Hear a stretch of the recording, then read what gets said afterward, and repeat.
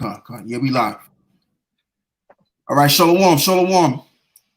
Shalom, shalom. First and foremost, I want to give all the praises and the glory to Yahweh. Yahweh, Hashem, Yahweh Shai, Hashem, Wakar Kodash. Right. As you can see, it's just three of us here, and as you can see, the brother Mark could come, and is we got the Wad, and we got Yaram Yashamar here, and basically the live is going to be based on, as you can see, the title. And the title says, "Thou art filled with shame, Esau." Okay, and the reason why I want to deal with this topic because we're living in a time where Esau is showing this what is this they're feeling ashamed of what they've done, and the whole intent now is to put everything aside as to the evils that they've done and committed. Right. And thinking that, okay, well, we can move forward, but that's not how the Lord operates. The Lord, as we bring out the scriptures, the Lord will require that which is past, and so shall we, and so shall we do. So we're not gonna just forsake everything because Esau is bowing down these tumbling down statues and these kind of sort of things. What it is the reason why they're doing all of this stuff because they're ashamed of what they've done to our people. Got that precept. Go on, brother. This is Ecclesiastes chapter 3, verse 15. That which ye have been is now, and that which is to be have already been, and God requireth that which is past. Right, and the Most High require that which is past. And to make matters even worse, because we also got to revert back to another precept in the book of Hebrews, the 12th chapter, and that says that his Esau was rejected, and there's no place found of repentance. So there's not a cloak or a shoe or a hat that can save him from the judgment to come. Right. I got some more though. All right, go on. It is verse 16. And moreover, I saw under the sun the place of judgment, that wickedness was there, and the place of righteousness, that iniquity was there. Yeah. I said in my heart. Yep. No, go on, brother Talakia. I said in my heart, God shall judge the righteous and the wicked, for there is a time there for every purpose and for every work. Yeah, and that's here on this earth. So the place of judgment is not going to be, as we've all been taught while we're in the world, where you're going to be judging a place in hellfires underneath the earth. No. Your judgment is going to be placed down here on this earth, as we've all been judged. Now, if you look at even us as a people, even though the Lord chose our people, yet and still we're being afflicted by these devils because of the wrongs that we've done. So how much more these Edomites? What makes them special? That means if they're thinking that they can get off judgment, which they kind of believe anyway, they believe that they're above and beyond everybody else. But that's not the case, because according to the Bible, these are people that the Lord hates. And he has not. So that precept. Go on, brother. It's the second Maccabees chapter 6, verse 12. Now I beseech those that read this book, that they be not discouraged for these calamities, but that they judge those punishments not to be for destruction, but for a chastening of our nation. For it is a token of his great goodness when wicked doers are not suffered any long time, but forthwith punished. For not as with other nations, okay, this is the point, for not as with other nations, whom the Lord patiently forbeareth to punish, till they be come to the fullness of their sins. Yes. So dealeth he with us. Yep. Least that being come to the height of sin, afterwards he should take vengeance of us. Yes. And that's how sorry, brother, go on. And therefore he never withdraweth his mercy from us, and though he punish with adversity, yet doth he never forsake his people. Good. So yet he's punished us, but yet and still he has not forsaken his people. So yeah, we're being punished, but that's because of what the wrongs that we've done. All right. So And also, I want to revert back to the previous precept you was reading as well about what he deals with these other nations. Now, when these other nations get to the highest of their sin, to their apex level, that's when the Lord deals with them on a negative aspect. Right. So all Esau's doing, he's just fulfilling his lot. And I'm talking about the powers that be, to be exact. They're all fulfilling their lot and exercising their wickedness to the highest degree. Once that's done, then the Most High is going to come through, send his son down, to pretty much destroy this kingdom. And those missiles are going to come do the job too. Right. Okay. But what I was saying was, is if we are being judged right now and we're his chosen, how much more these Edomites, man? Because they think to believe that they're just higher than everybody else. Right. They think, okay, if we could just say we forgive the, if we could just say, look, man, like basically mincing words, like I'm sorry for what I did, and down and showing their love, which really they don't love us at all. That's just them. Yeah. As the scripture says in the book of Job, they shall seek to please the poor. Right. Because the thing about it is, those Edomites, they're not even praying to the Lord. They're actually begging for forgiveness. Right. But just because the group of Jakes, I'm even going as far as saying this, just because a group of Jakes forgive you for what you've done, that doesn't mean that the Heavenly Father has forgiven you. Because it's all about what the Heavenly Father thinks, man. It ain't about what man thinks. It's about what he thinks. Go on, brother, if you got a precept. Yeah, there's two. Go on. So like Numbers 35 and 33. So ye shall not pollute the land wherein ye are, for blood defileth the land. Right. It says you shall not pollute the land wherein ye are, for blood it defileth the land. So what happened in the landmass, which is called America today? There was butt breaking going on.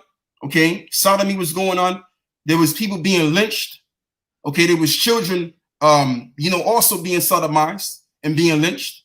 There were women that were being sodomized and being lynched, and there was a whole lot of nonsense going on in America, man. You see, and now we live in the year 2020. We're in this day and age where all of this information has flooded the internet of what they've done, and because of this case, this George Floyd situation.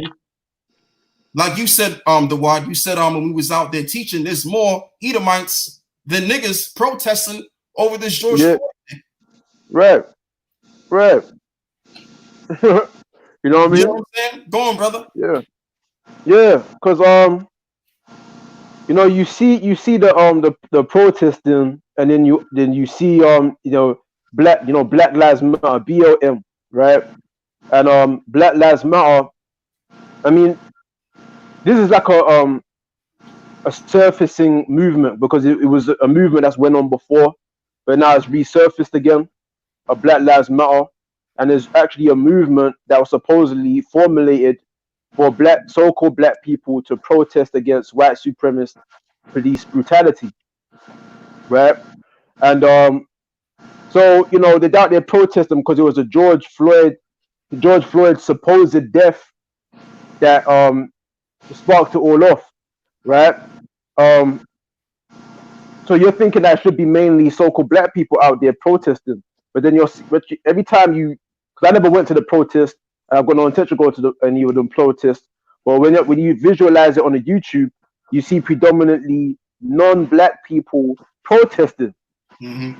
And if every time you ever do see a so-called black person there, is mainly a so-called black woman.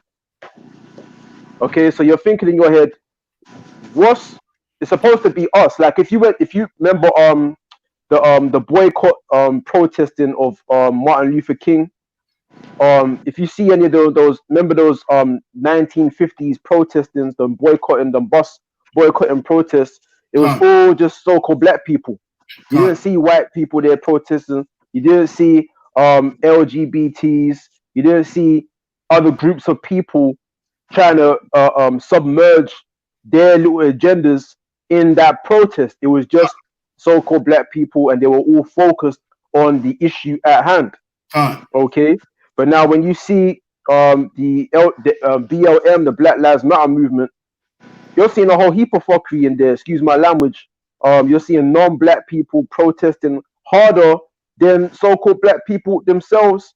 And you're thinking in your head, what's this all about? Like, why are these people bringing in their agendas and bringing in their little, you know what I'm saying, the little points and including it in the BLM?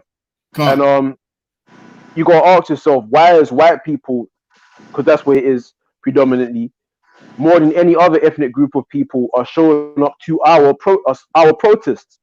So you gotta ask yourself, thinking, there's obviously an agenda behind it. There's a reason behind it, because so-called white people, if you look at the history that we've had connected with so-called white people, it's all been bloodshed, and it's mainly been a white on black crime.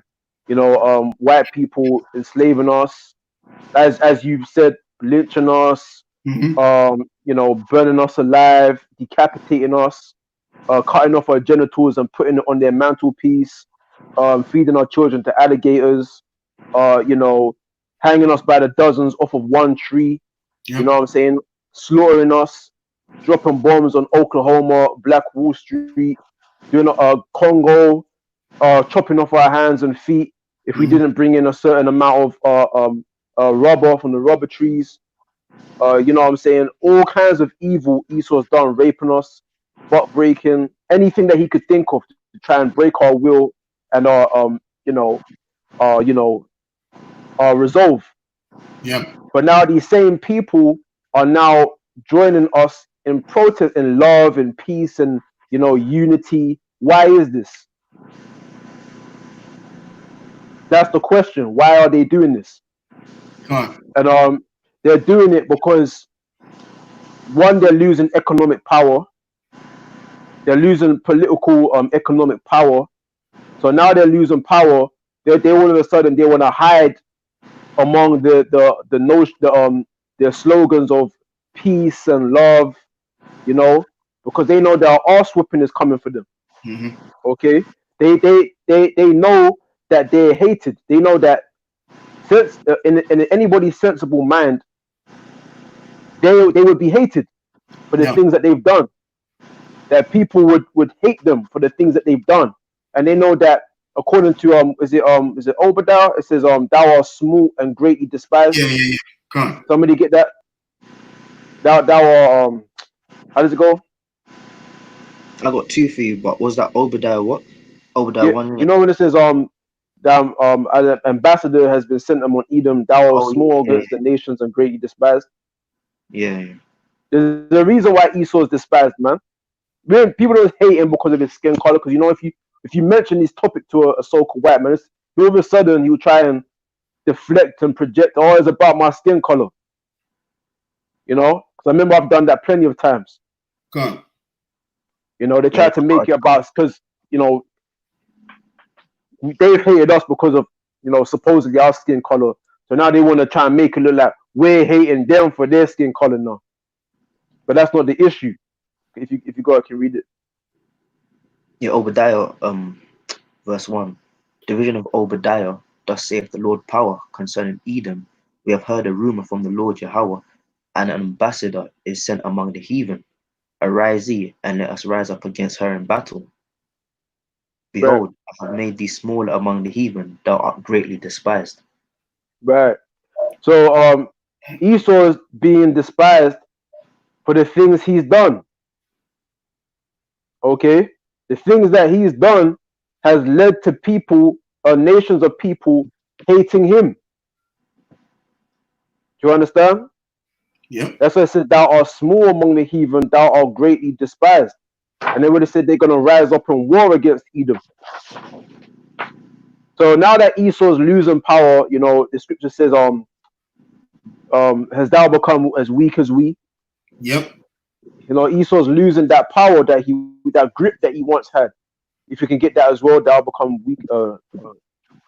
Was it in Isaiah 13, I believe, 14.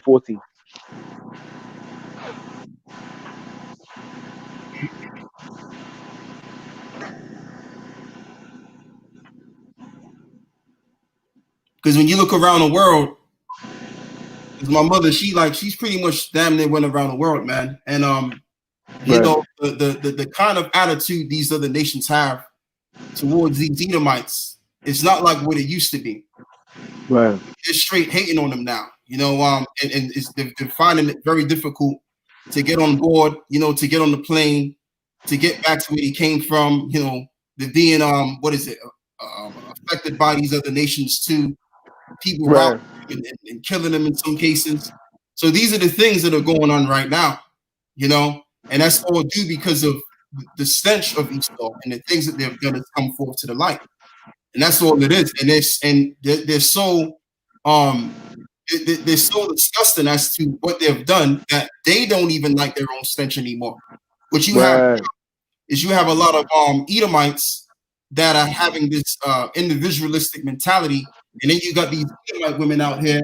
They're getting with Jake and Groves, and the reason why they get with Jake and Groves is because they are trying to separate themselves from their people because they don't want to be associated with the decrepit heritage that they have.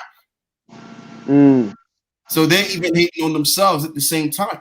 But it all has something to do with shame. They're ashamed of what they've done and what they've become today. And now, now it's getting to the point where they want to tumble down statues and beg for forgiveness.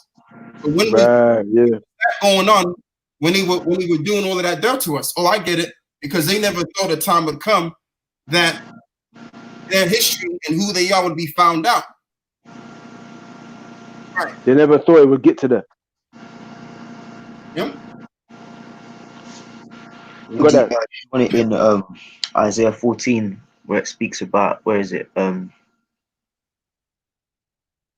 verse 9.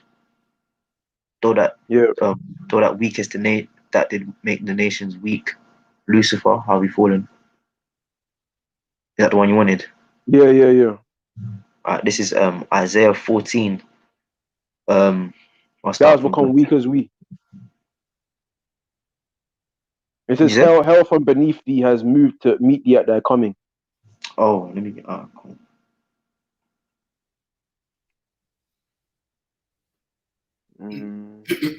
Okay. Yeah, this is Isaiah 14 and 9, and it says, hell from beneath is moved for thee to meet thee at thy coming. It stirreth up the dead for thee, even all the chief ones of the earth. It have raised up from their thrones all the kings of the nations. Right. All the kings of the nations, they're stirred to meet thee at thy coming. Okay, because they don't respect Esau, because Esau, the so-called white man in America. Because if you check Germany, some German ambassador or whatever, I forget her name, she kind of disrespected Trump because is it Angela Merkel or something like that? I think that's her name or something like that. She didn't really turn up to some meeting or something like that. She made some excuse because Germany don't respect America, because they look at it like, how can Donald Trump tell other countries what to do with their land and their things when you look at America's exploding from the inside out. Yep. So they look at how can you be telling us what to do, and look at the state of your own country. Take the mote out your own eye before you try to take the mote out of ours. That's So it's just like a snowball effect. The nations are starting to lose respect to the point where they're gonna turn on America. Okay. So continue reading. 1 second. Verse 10, and it says, all day shall speak and say unto thee, art thou also become weak as we? Art thou become like unto us?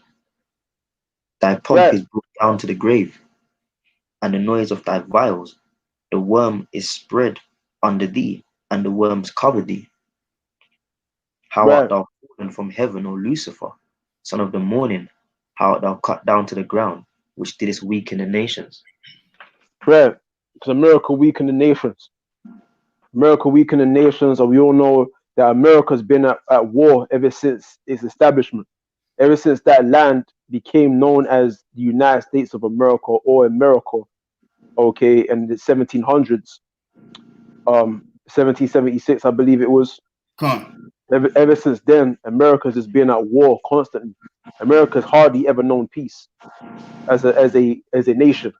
All right. So America has weakened the nations. Okay, you all know how America is known for going inside other people's countries, blaming them for having terrorist weapons when really they're trying to take their resources and dropping bombs. Hiroshima, Nagasaki. We all know the history of America is bloodshed, pretty much. That's how it was founded. Con. Okay, but now it's getting to a point where Esau's economic system is accumulating a lot of debt. All right, it's losing value, it's losing power. Every Other day. nations, exactly right. Other nations are developing their power, their economy. Okay, and they're kind of looking down at America now. We're getting to the point where Esau's losing economic power to the point where so-called white people in the United States of America and in pretty much in this Western Hemisphere are realizing that they're losing power. So now Yeah. that they're losing power, all of a sudden they want to recognize the humanity of black people or so-called black people or Native American people. They want to make it look like, oh, it's all about love. All of a sudden they're talking about love now. This grand philosophy of love and And equality. acceptance and all of a sudden is equality now. You know what I'm saying? When in their constitution, it says in the American Constitution, it says that so-called black people were 3/5 of a human being or 1/5 of human being. It's still in the Constitution, by the way. They haven't changed Pardon? it. No, You it's still see? in the Constitution. You see what I mean? And they haven't, so-called black people have demanded reparations. They haven't done that. They haven't even gone as far as apologizing. But all of a sudden, is peace and love and racism is disgusting now. Mm. You know what I'm saying? It's all disgusting. They're trying to clean up the BS that they've been spreading. Okay, so Yep. now that even when you speak openly about the things that white people have done, they automatically start projecting. They start to say, oh, is this about my color? Or you hate me because I'm white? And they're offended by the word white. But brother, Okay. can I speak on that though? Because like I said, man, when we was outside, if you're offended by the term white, something that they call themselves, no one ain't called them this. They call themselves white so that they can appear pure and upstanding and righteous citizens. This is what they call themselves. So now all of a sudden, they don't want to call themselves white anymore. And it just goes to show you how nasty and degradable these people really are, because they even muddied up the term white. So when when a person calls them white, they get offended by it. And there's an actual article that I did a video on of a black woman. She did an article on it. I mean, she didn't really hit key points, but I just broke it down in my way, because she wasn't really hitting key points. But the point being is they're ashamed of themselves is simply because of the shit that they did, and now it's all coming out there now.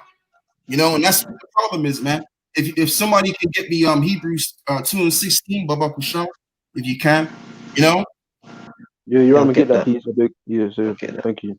Because that's what it all boils down to, man. And another thing as well, when you look at all of these news stations are doing the same thing that RT was doing.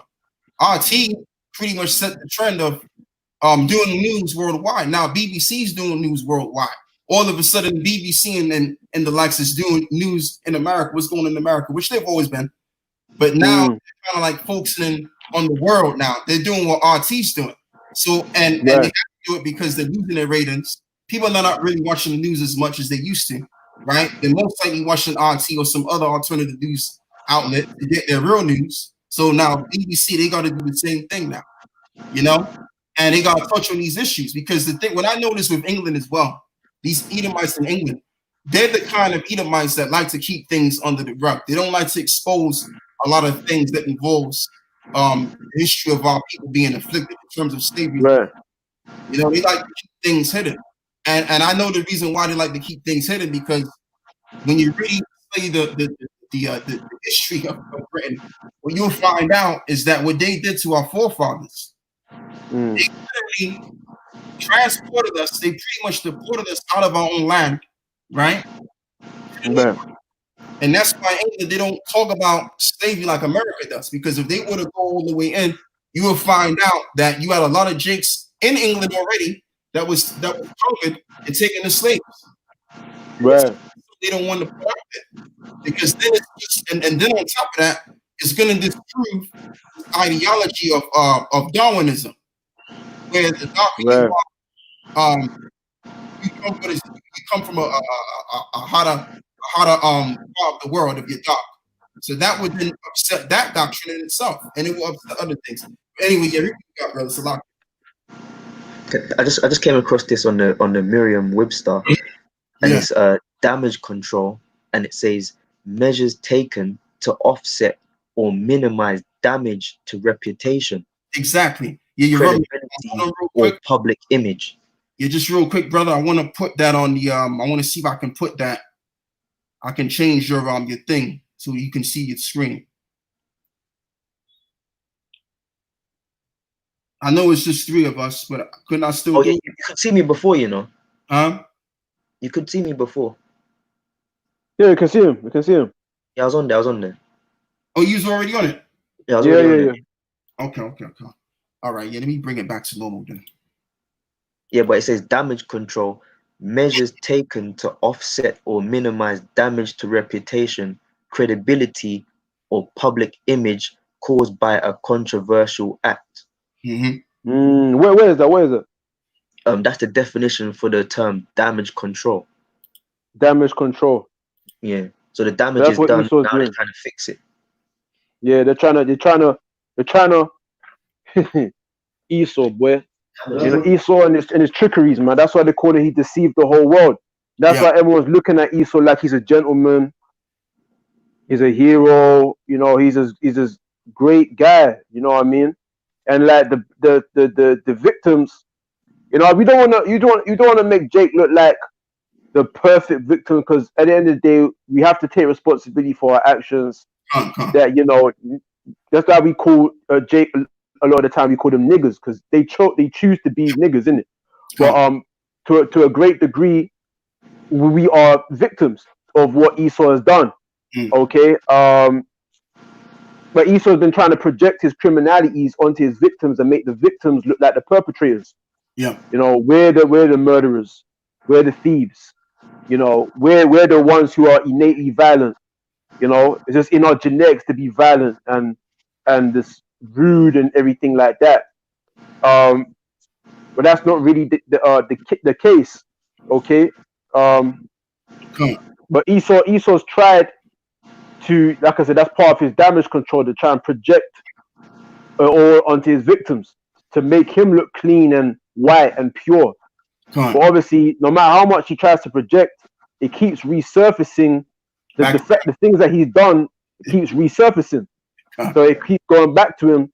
So now Esau's trying to hide behind equality, peace, and love, and the Black Lives Matter, and participating in the Black Lives Matter protests. And if you actually see what's going on inside these protests, you got Edomites going there for their own agenda. You got so-called white women going there with black dildos. Okay, you know, you're seeing people even engaging. They are proposing to one another at the Black Lives Matter. Like, you got so-called black men proposing to white women at the Black Lives Matter protest. I'm thinking, what does that have to do with the initial message, man? It was supposed to be about protesting against police brutality, but people are going there with their own agendas. You got black trans lives matters.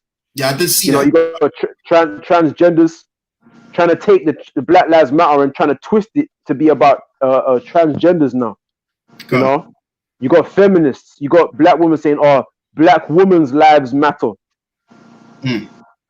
But what does that have to do with, you know what I'm saying? There's all these movements, but Esau, as we're talking about, as we're discussing, he's going there to clean up his image, man. That's why he's going there, because he's ashamed. Yeah. You know, he's ashamed according to Isaiah 47. That's it. That's as far as it goes, man. You know, they don't. we know, man, these Edomites, they don't like us, man. You know, it's been declared throughout the centuries, and it's being declared now, and it's in them to dislike us, and they're not going to change. If they haven't changed even up to date, they won't change in the future. So brother, you can get me Hebrews 2:16. Yeah, I've got that. Come on. This is the book of Hebrews, chapter 2, verse 16. It says, "For verily he took not on him the nature of angels, but he took on him the seed of Abraham. Wherefore," No, it should say thou art what filled with shame. It's Habakkuk 2:16. Sorry, brother. Habakkuk 2:16. You know, because that's really what it all boils down to, man. Esau is just out there trying to make himself appear before all because he's looking terrible, man. And the world is seeing what they've been up to. It ain't just the media of it's not just westernized media that's watching all of this. It's media worldwide. RT's doing a thing on it. Okay, Al Jazeera's doing a thing on it. Even in the Eastern Muslim world, they're looking at all of this stuff. So everybody knows the dirt of the so-called white man, the Edomite. Go on, brother. This is Habakkuk chapter 2, verse 16. "Thou art filled with shame for glory.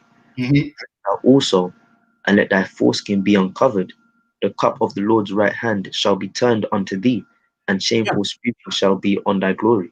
Yeah, because at one time or another, it was cool. You know, it was the end thing to be an Edomite gentleman, as they would say, you know, a gentleman, right? Now, this is not the time to want to be Esau right now, because these devils are looking terrible. So what the Lord is saying here through the Spirit, what is it? No, Slakia, through Habakkuk, is that in the last days, their shame will come upon their glory. Because there was a time where they had their glory, you know, people loved them. The people of all around the world, the countries all around the world, excuse me, always desired to go to where they wanted to go to. Like, for example, there was a time where every nation wanted to go to America. There was a time where a lot of people wanted to come to England because they saw it as a place of success. And being there, Esau was obviously a better way of it was just a better way of life being around him. And he could then lead these other nations in the right direction. He was the exemplifier of success and all manner of things that are positive.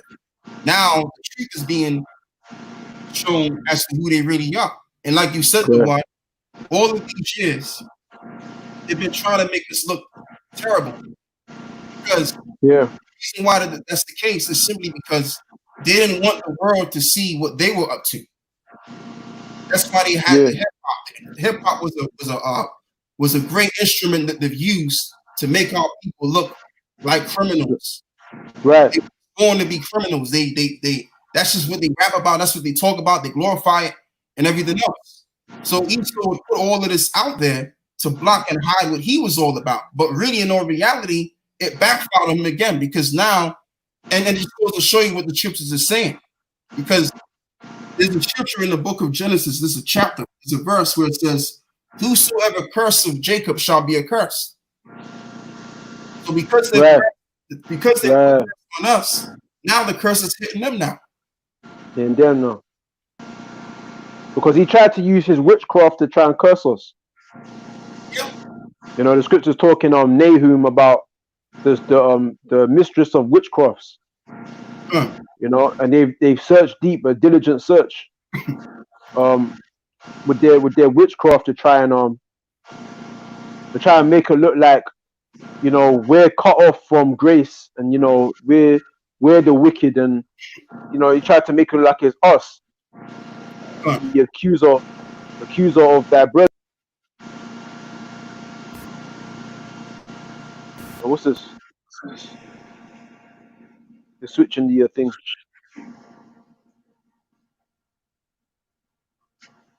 I'm not sure what's going on. Wait there, hold on. Okay, cool. Yeah, we got it. It's back. Yeah, so as the scriptures call Esau the accuser of our brethren in Revelations chapter 12, I believe. And Esau's done a lot of accusing, you know, and a lot of all that hip hop and R&B, and it's all to do with, if you check the content of all this type of music is all to do with sex. There's over sexualization, and there's anything negative, drugs, gang, and pretty much sex, pretty much, and destroying the unity between a man and a woman. Is all the music is all about heartbreak, and you can't trust, and just being betraying one another, this cheating. That's what all this music is about, and it's all designed to try and control so-called black people in a way, to control Jake, to make us not trust one another, to make us have a negative view towards one another. Okay, to control our minds, man. Okay, and it's all started by the so-called Jew. The so-called Jew owns all these music genres, man. Jake is the one making the money, but it's Esau that's the one that's really controlling it on the back end. On the front end, it looks like we're the ones, pushing out this vibe, but it's Esau that's really controlling it on the back end, and that's his witchcraft to try and make us look like the criminals, like the people who are innately bad. There's a negative stigma to being black, right? And he tried to make the word white, and the more negative we look, is the more positive he looks. Exactly. So it's like he's projecting all his criminalities onto us using music, because music can put demons on you, and it can take demons off of you. Yep. Okay, like when you go to Saul and King David, he played the harp in front of Saul, and then when Saul was angry and was had them demons on him, King David would play the harp, and it would take those spirits off of him. You can read about it in the book of Samuel. And so Esau knows that music can put demons on you. Okay, but anyway, so that's Esau's been trying to project, but like it's getting to the point where it keeps resurfacing now. Black on white crime, so-called black on white crime, or white on black crime. White so-called white people killing black people with that Ahmaud Arbery. Okay. Yeah, con. Right, and you've had other incidents of so-called white people killing black people, but it just so happens with this incident with George Floyd that it sparked off protests and riots and looting, so forth and so on, and it's really making Esau look bad.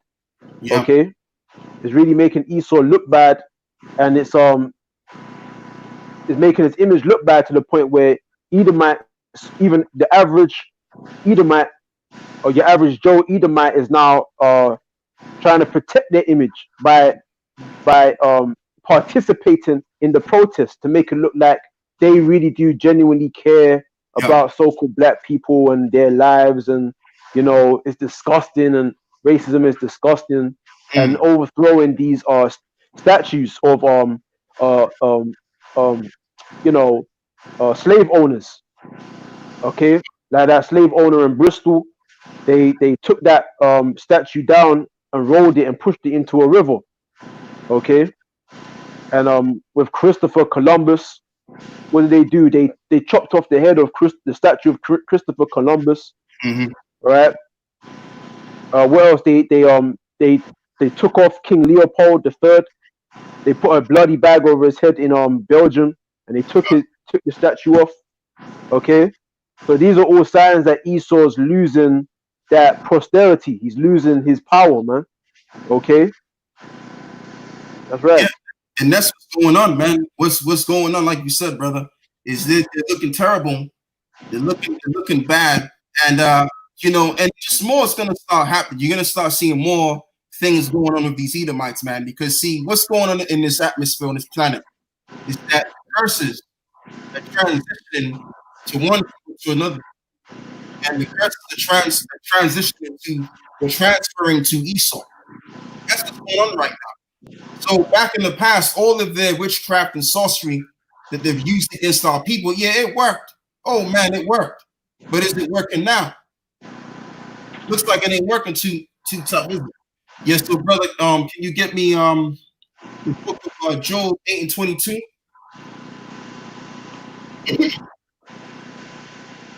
If you already got a precept, you can might as well just get that too. So all of that they've done in the past, like I said, it worked wonderfully well. It did, with the rap music, which that was the main thing that they was pushing that they could use against our people. But now all of a sudden, and I think, and I mean I could be wrong in saying this, but I don't think too many Jakes is into the rap like how they used to. I don't think they like that anymore. I just think that it's just a younger generation that are more into that music than our generation is.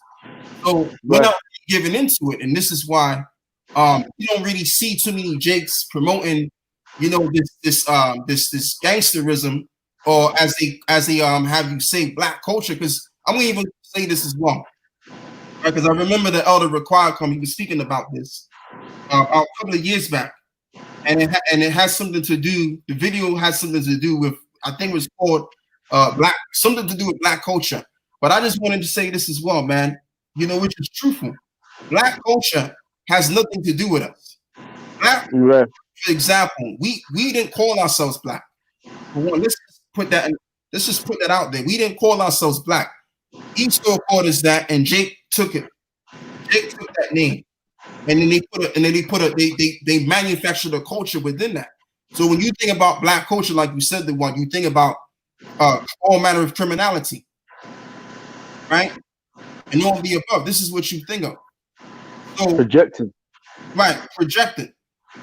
But now we live in a different age where we now have the truth, and the truth is out there. It's publicated out there now, and Jake can choose, because really is all in the spirit of the Lord. Jake can choose to repent and call themselves what they really are, versus calling themselves black. All right, and that's why they pushing Black Lives Matter, because they want to put Jake under that black spell. They want to put Jake under that spell of blackness. You see, the 2/3 want to rock with that spell and go right on ahead, because we already know the game, man, and we know who we are.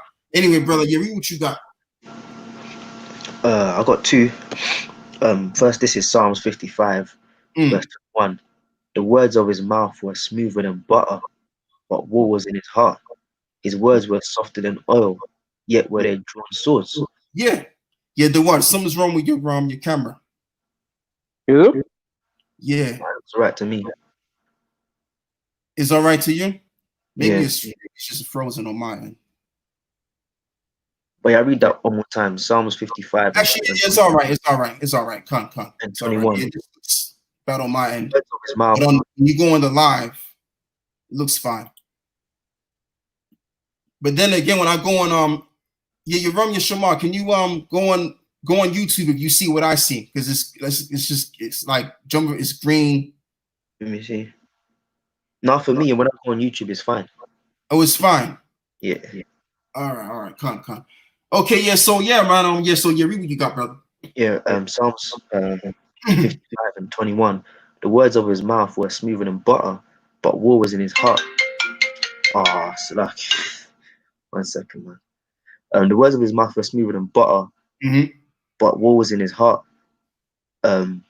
His words were softer than oil, but yet were they drawn swords. Yeah. So you got to watch that. You're going, brother. Because now he's talking about, where we feel your pain, we're in this with you, but it's only because his economy, as you brothers have been going into, his economy is going down, and he's losing his edge over the people. So now he wants to say, I'm with you, but then the people going to be like, okay, you're with us. And as soon as they've got us in that corner again, they're going to jump back to being the devil, man. Because it says, yet were they drawn swords. Exactly. Yeah, because Esau, man, Esau boy, Esau is a clown, because he wasn't saying this 100 years ago. Yeah. It's only now that in the 1970s, the scripture says, when thou shalt put your nest in the eagles, then shall I bring thee down. Yes. Where did the ram go? Sauce. Yo, you ram. Anyway, hold on, I just want to get something. I want to get that precept because it's Habakkuk? It's Habakkuk? No, it's over there. Over there. Wait. Obadiah. Excuse me. Yeah, this is Obadiah chapter 1. Obadiah is actually just one big chapter. But I'm gonna go to verse 2. Behold, I have made thee small among the heathen. Thou art greatly despised. Right, Esau, you're greatly despised. Okay, and they know it. The pride of thine heart have deceived thee. Yep. Thou that dwellest in the clefts of the rock. That's Esau. When you go to Job chapter 30, it talks about how he dwelt in the caves, and he was a caveman, basically. He was in a caveman estate. All right. Thou that dwellest in the cliffs of the rock, whose habitation is high, that saith in his heart, who shall bring me down to the ground? Right, because that's Esau's pride. He's got that pride, man. The eagle. He takes pride in his military. Yeah. Okay. Esau's got that pride, that lofty pride about him. That American pride, right? Verse 4, though thou exalt thyself as the eagle, that word eagle again. Going back to Deuteronomy 28, I shall send a nation from far from the end of heaven, as swift as the eagle flieth.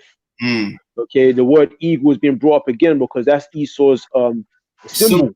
Yep. Okay, going back to the Greeks, the Romans, the Germans, America is always the eagle, because the eagle has that loftiness about him. Right? Though thou exalt thyself as the eagle, and though thou set thy nest among the stars, okay, thence will I bring thee down, saith the Lord. Because Esau, it says they set their nest among the stars, meaning their satellite system. They got their satellite NASA system. Okay, they're trying to search out space, the heavens. Okay, that's why you had a movie called Elysium, because Esau's got that. He's got that technology in our space, man. Okay, so since they've been doing all that, that's the point from where the Most High was bringing Esau down during the 1970s. That's when they pretty much were losing morals. They started promoting homosexuality. They started bringing in feminism to destroy the household and to destroy the conventional, traditional structure within the household, with the man being the leader of the house. They're trying to destroy that conventional family structure, and then promoting gender wars. So now you're seeing a lot of whoredom. You're seeing abortion clinics. You're seeing complete whoredom, whore culture, or thought culture coming around, LGBTs, and it's all bringing shame on Esau's society, on his glory. And now Edomites, average Edomites, are looking around themselves as if to say, what the fuck is my country coming to? Exactly. Okay, but even now themselves, they're starting to admit that their once their posterity is now going down to dirt. Okay, to the point where now they're now saying we're all in it together. They're now saying we're all in it together because they know that their society is coming to shit.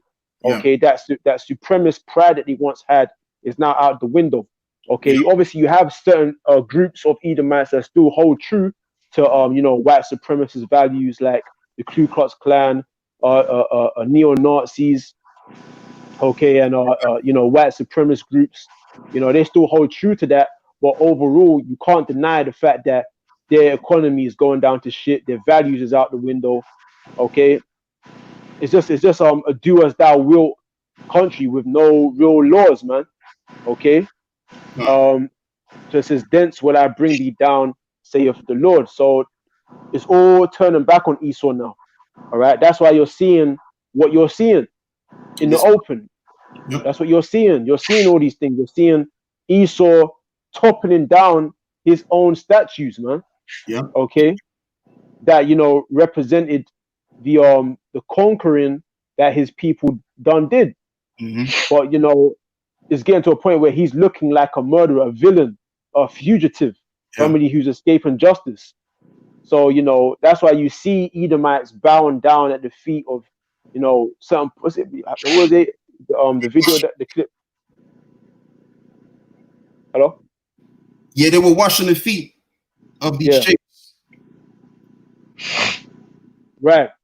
So you see that. So it's like you usually figure Edomite would have did that 200 years ago in the 1800s. You usually figure Edomite would ever do something like that. back then? Hell no. In fact, they would have been chastised for that. They would have been called a nigger lover. Well, they probably would have been lynched themselves. Yeah, you know what I mean. This is Deuteronomy 30 verse 7. And Yahweh thy God will put all these curses upon thine enemies Yeah. and on them that hate thee, which persecuted thee. Yep. Right. And that's And thou shalt return and obey the voice of Yahweh and do all his commandments which I command you this day.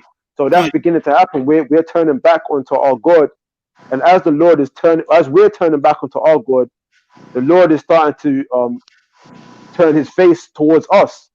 His face is starting to shine upon us.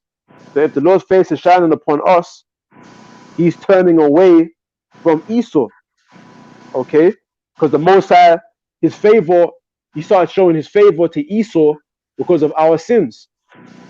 Okay, I'm gonna get that. Hold on. This is Judges. This is Judges chapter 3 verse 12. And the children of Israel did evil again in the sight of the Lord. Right? And the Lord strengthened Eglon, the king of Moab, against Israel, because they had done evil in the sight of Yahweh. So what does that show you? That shows you that every time we do evil in the sight of the Lord strengthens the other nations against us. Okay? So when we did evil, the Lord strengthened, he sent a nation from far, from the other end of heaven, as swift as the eagle flieth, okay, whose tongue we couldn't understand, who didn't spare the young or the old, and will bring us into a land that we know of not, man. So that was America, okay? And for bondman and bondwomen, as Deuteronomy 28 goes, the Lord strengthened Esau. He strengthened the base man, the vilest man of the earth, the man of sin against us. And now that we're turning back onto the Lord again, okay? So, in fact, I've got another, hold on, wait there. Hold on, I want to get Habakkuk.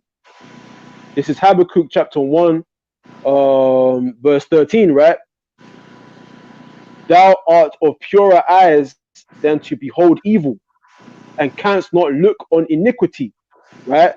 So the Most High's eyes were too pure to behold us anymore, because we were consumed in sin. So the Lord couldn't look upon us anymore. So it says, wherefore lookest thou upon them that dealest treacherously, and holdest thy tongue when the wicked devoureth the man that is more righteous than he. So the Most High started looking upon the other nations, the heathens. Because of our sins, the Most High's favor was now shown towards the wicked. Okay? And that's why Esau was ruling over us. But now it's getting to a point where we're returning back onto a remnant of our people, which is us, Lord willing. We're turning back onto the Lord. Okay, we're keeping his commandments, we're keeping the faith. And now the Most High is now turning his face towards us again. Okay? And that's why shame is starting to be poured out upon Esau. This is why the curses is now being put upon him now. Okay? So everything is just the turning of things upside down is now turning the right way back up again. Okay? Right way. So now you got the wicked kneeling at in fact that's in Proverbs. The wicked shall bow down at the gates of the righteous. If you can get that, Uranium. So about the wicked shall bow down at the gates of the righteous.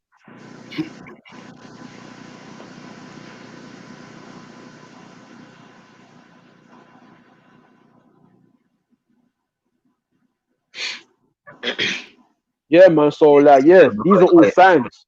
Yeah, go on. This is Proverbs 14 and 19. The evil bow down before the good, and the wicked at the gates of the righteous. Right, read that again. Proverbs 14 verse 19. The evil bow before the good, and the wicked at the gates of the righteous. Right, the evil bow down to the good, man. Now you always say that Jake is wicked, because Jake is wicked, right? But we're still the righteous.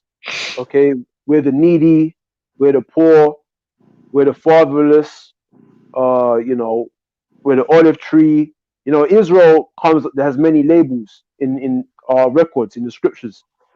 Okay, so even though in was it Jeremiah or Isaiah said that among my people are found wicked men, we're still the righteous. So it said that the evil bow down to the good. Okay,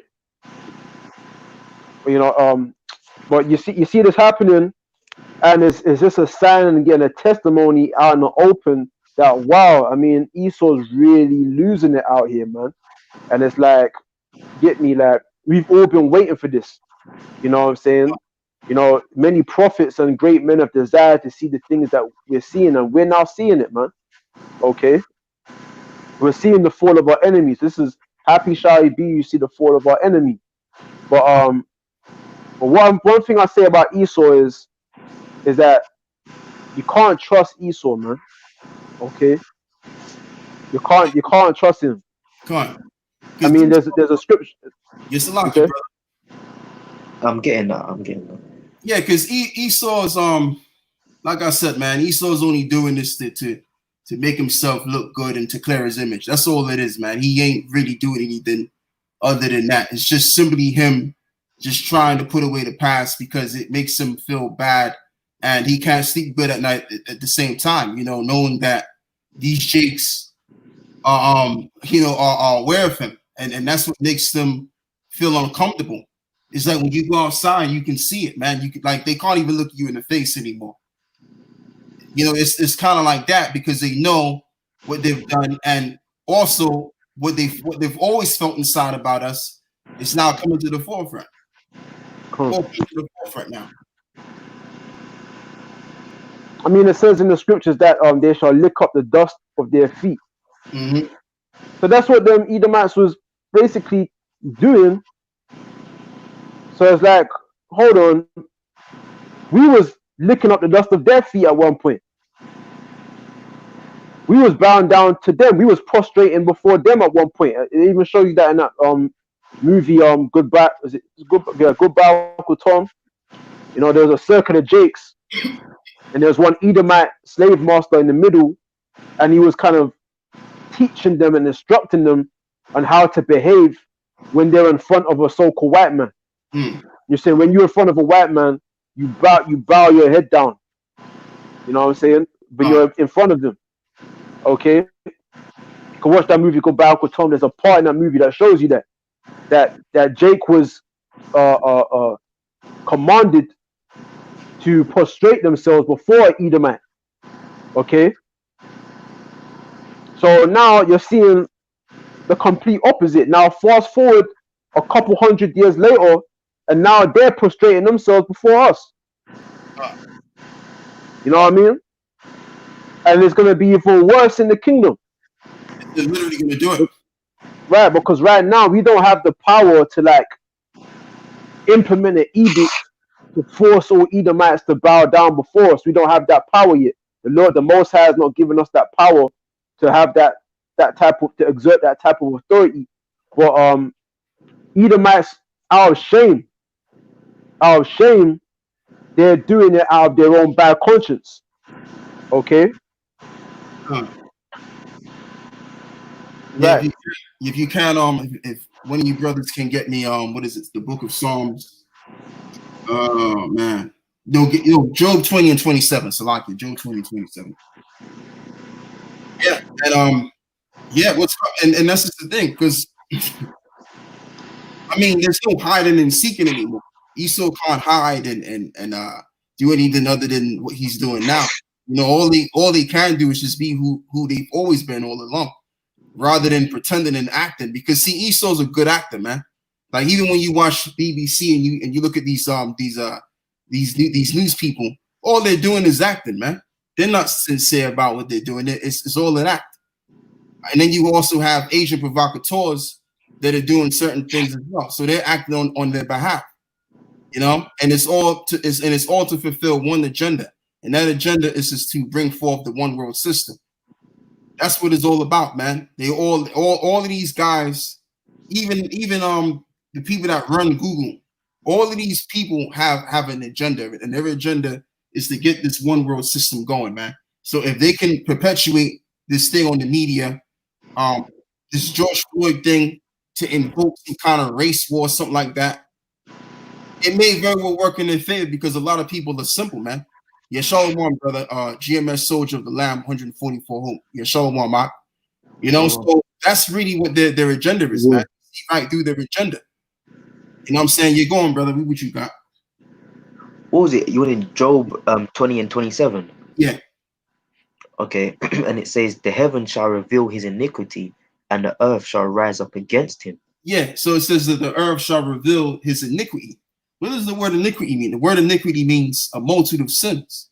So Esau is gonna bring about a multitude of sins and show his evil and wickedness that he's been doing all along, right? To the point where the earth is going to start to see it. And how is the earth seeing it? By the internet. Get me the book of Psalms, the 19th chapter, start from the first verse.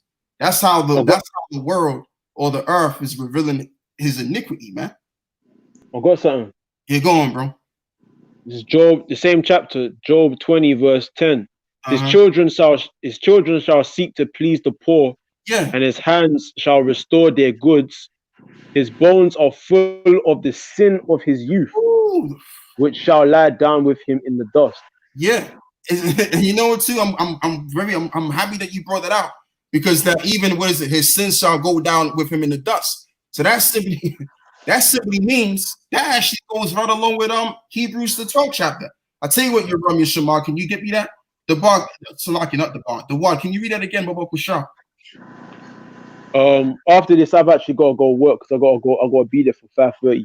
All right, come. This is Job 20, verse 10. His children shall seek to please the poor, and his hands shall restore their goods. Yeah. His bones are full of the sin of his youth, which shall lie down with him in the dust. And shall lie down with him in the dust. What shall lie down with him in the dust? His sins. Right.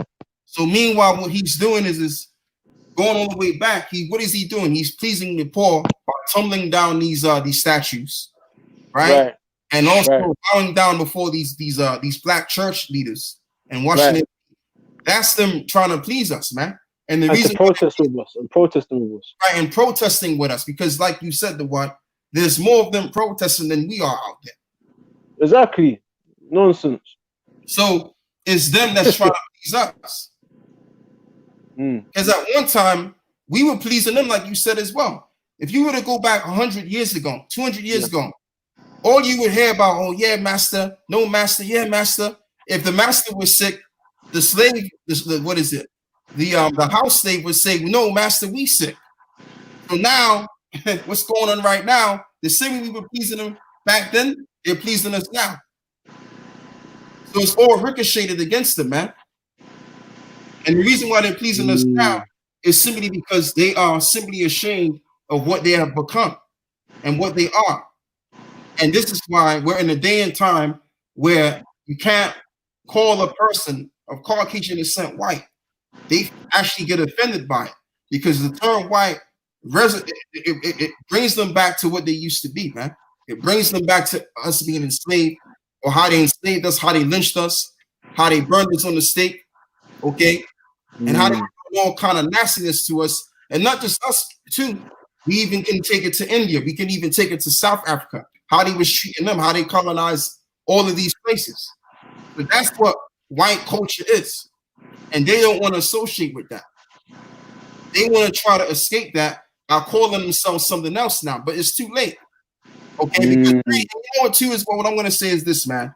What they really, and they're correct. They're not white. They're Edomites. They're red. They're red. Yeah. They're the red people of the earth.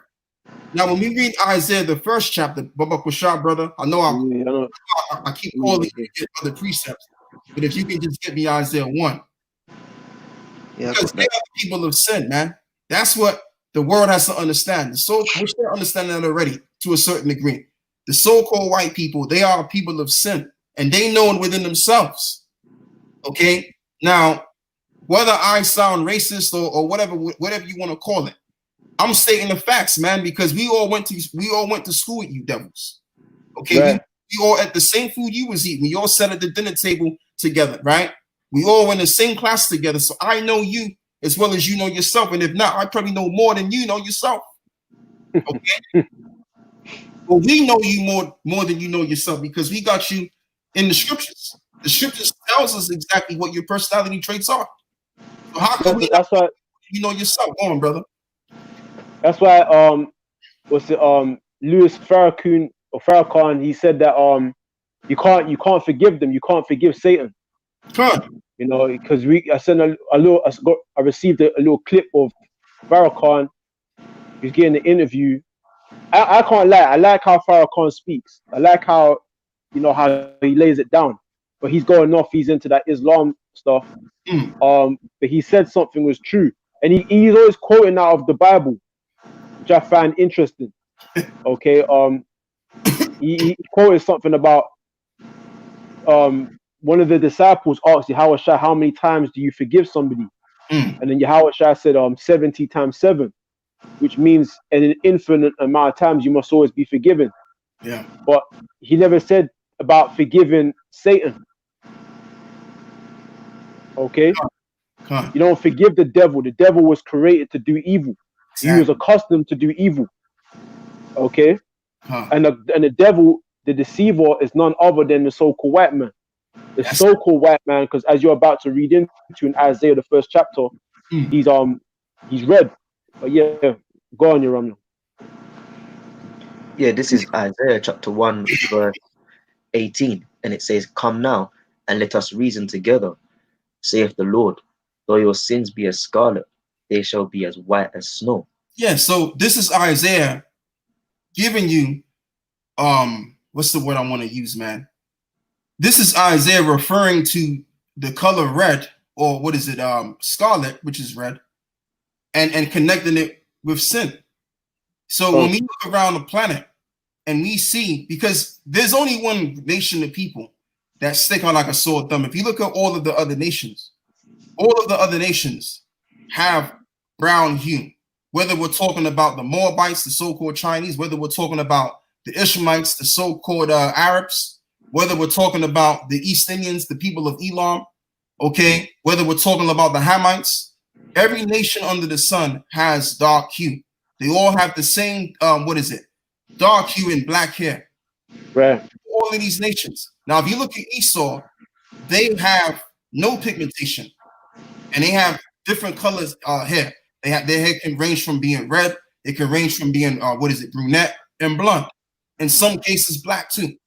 Okay, but the point I want to do is their presentation. The Most High made them that way so that the Lord can then show the world, all of these 18 nations, like your 17 nations, that they are the people of sin.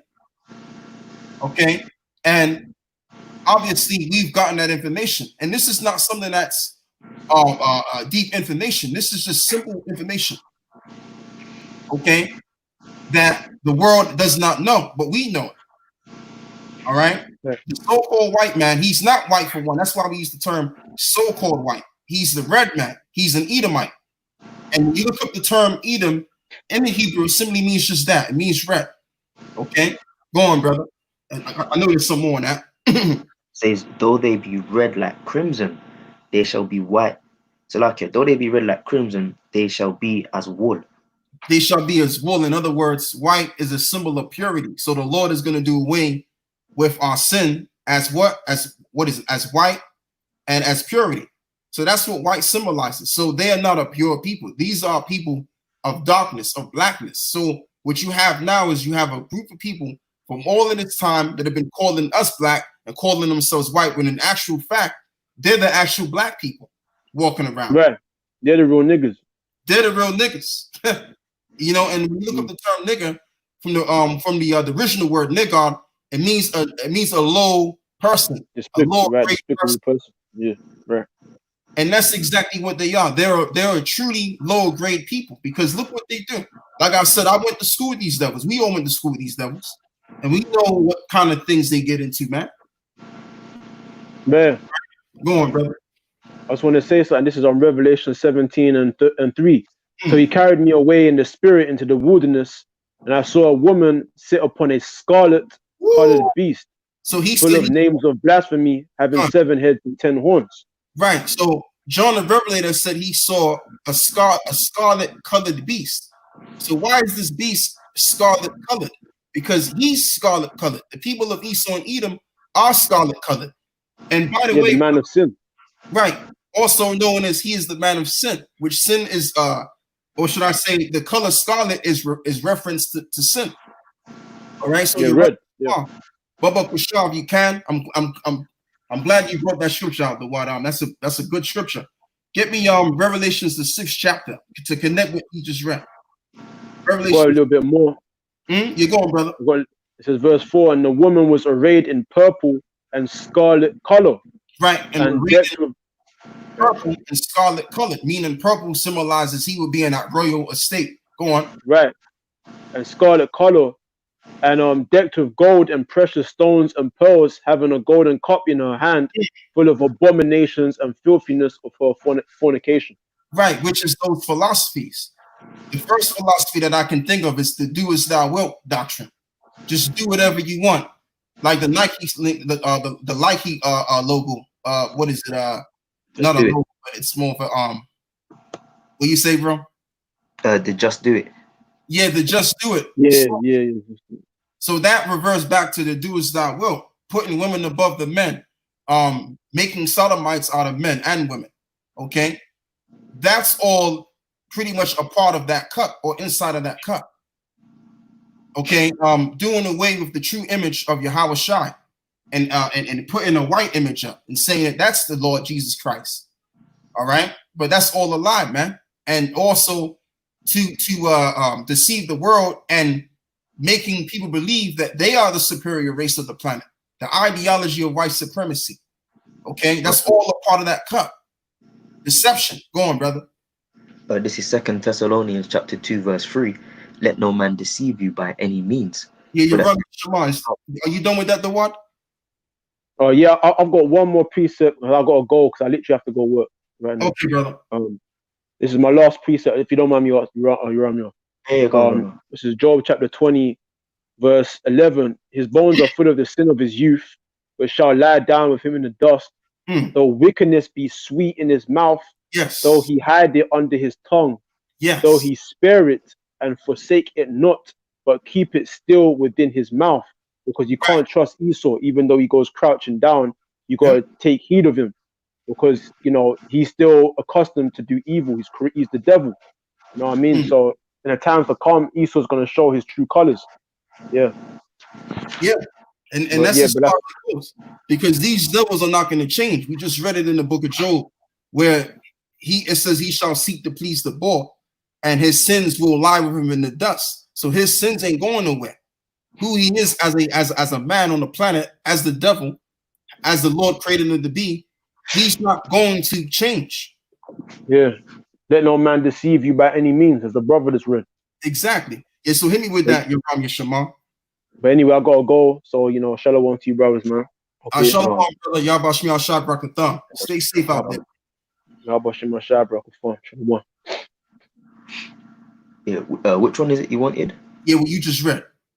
Oh yeah, 2 Thessalonians 2 and 3. Let no man deceive you by any means, for that day shall not come, except there come a falling away first, and that man of sin be revealed, and the son of perdition.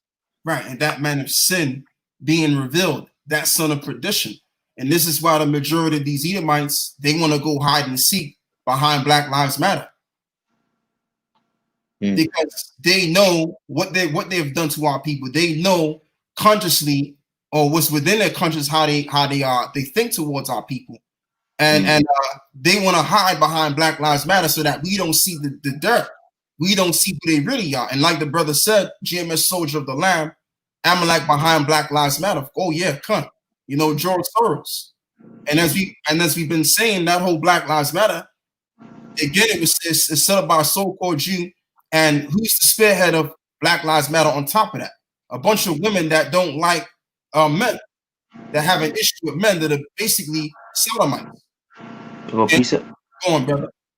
This is Ecclesiasticus 12 and 11. And it says, though he humble himself and go crouching, yet take good heed and beware of him.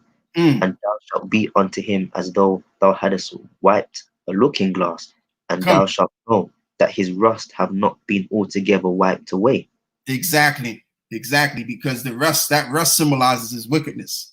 So just because he come couching down, washing your feet, and coming before you as groves, as they are, praying and begging unto you so that you can forgive them, you got to be mindful of that, man, because guess what?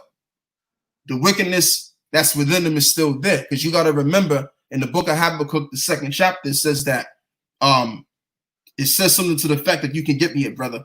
Habakkuk 2:6, where it says something to the effect that his spirit is not upright in him. Oh yeah. Because he has a spirit on him. And the spirit of Esau is an unright spirit that's upon him, and that's not going to change. That's not going to go anywhere. As I always like to quote Proverbs, 16:4.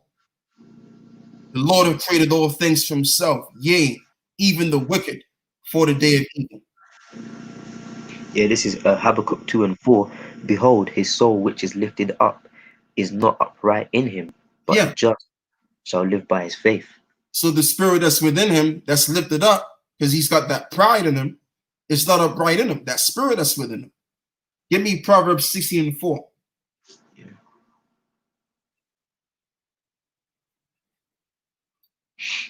Because you got a lot of Jakes that have seen all of this stuff. The 2/3 of our own people, they're ashamed of seeing Esau bowing down before them. They're ashamed of it. That's really because Jake has a slave mentality. Jake has been taught to have a slave mind mentality rather than having a ruling class mentality. Okay, and that's why you have the 2/3 of our own people. They feel kind of a bit ashamed of seeing these Edomite cops going before these black church leaders and washing their feet. But we applaud that. And really, what they're doing, they're practicing their position because that's where they're going to be in the kingdom. Go on, brother. Yeah, this is Proverbs 16:4. The Lord hath made all things for himself, yea, even the wicked for the day of evil. Right, yea, even the wicked for the day of evil. So the Lord created every single thing, and he also created the evil. Now one can say, well, why would the Most High? I thought God was all love. Well, that's what you thought. You haven't been reading, okay? Because the Lord deals with both sides of the spectrum.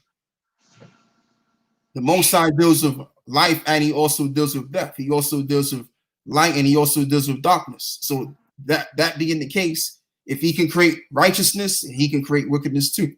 And you have a group of people that's on the earth that has exemplified wickedness to a whole nother degree. Now, am I saying that it's just so-called white people that are inherently evil? No, all of these other nations have evilness within them, okay, including the Israelites. But the main nation that exemplifies wickedness is the so-called Europeans today. And they know it. Okay? They know it. Go on, brother.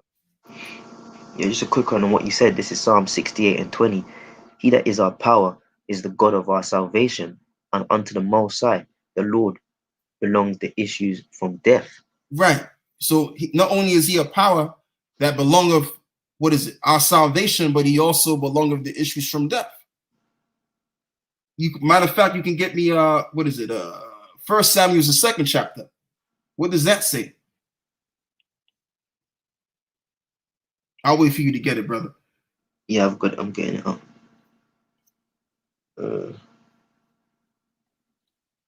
And you run me if you could post some articles up as well to show the few that are watching as to what he saw is running away from, man. Okay. Let me just read this. This is what 1 Samuel 2. I'm gonna start from verse 5, and it says, the Lord killeth and maketh alive, he bringeth down to the grave and bringeth up. The Lord maketh poor and maketh rich, he bringeth low and lifteth up. Yeah.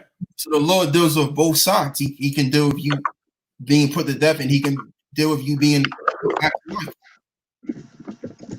And you get another precept on that. I believe it's in Deuteronomy 32, I believe it is, where it says, there's no other God besides me.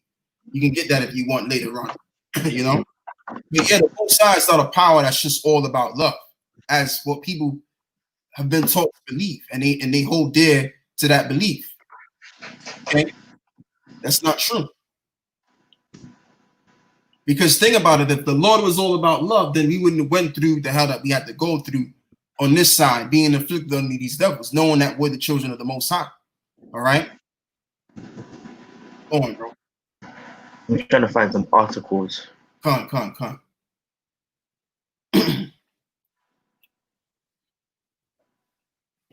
Yeah, so what was the scripture you had?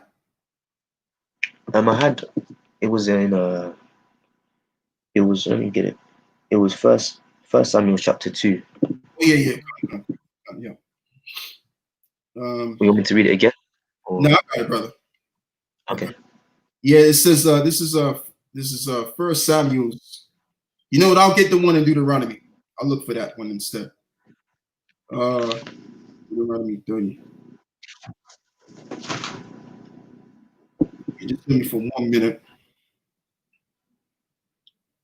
Yeah, 32. Yeah, Deuteronomy 32, verse 39. I see now that I am he, and there's no God with me. I kill, and I make alive. I wound, I heal. Neither is there any that can deliver out of my hand. So that goes right along with what we just read in First Samuel's second chapter. Okay, but there's another precept I want to also get as well. I think it's in Isaiah.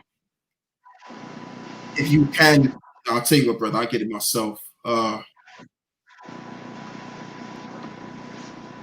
the Lord said he preached, yeah, exactly. Isaiah 45, verse 7. I form the light and create darkness. I make peace and create evil. I, the Lord, do all these things. So the Lord forms the light as he's did, and he creates darkness and makes peace and creates evil. And the Lord does all of these things. What does the book of Malachi, the 3rd chapter say? That says that the Lord doeth nothing. So like not that one right. It's Amos. It's in the book of Amos, where it says the Lord. Let me see if I can get it, man.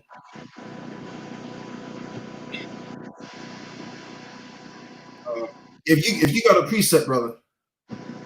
Yeah, I was just trying to look at these articles. Most of these articles are just like people's opinions on Black Lives Matter, BLM stuff. Con. Yeah, I believe it's Amos chapter 3. Right, exactly. Amos 3 and 6. It says, shall a trumpet be blown in the city and the people not be afraid? And shall there be evils in the city and the Lord have not done it? Because ultimately, this whole Black Lives thing, this George Floyd thing, I'll say George Floyd because that's who they're protesting for. And I mean, I don't know how far they're going to take this thing, people, but the Lord is the one that's going to bring about the evil times, because that's what time we're coming into. We're coming into a time of evil that's been preordained to take place on this planet.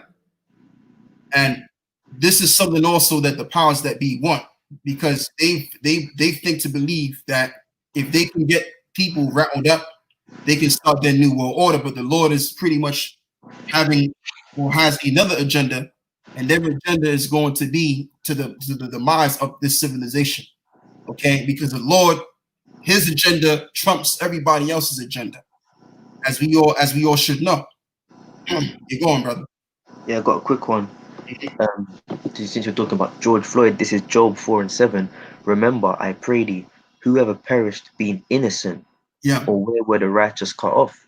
Yeah, exactly. Because George Floyd is just one man.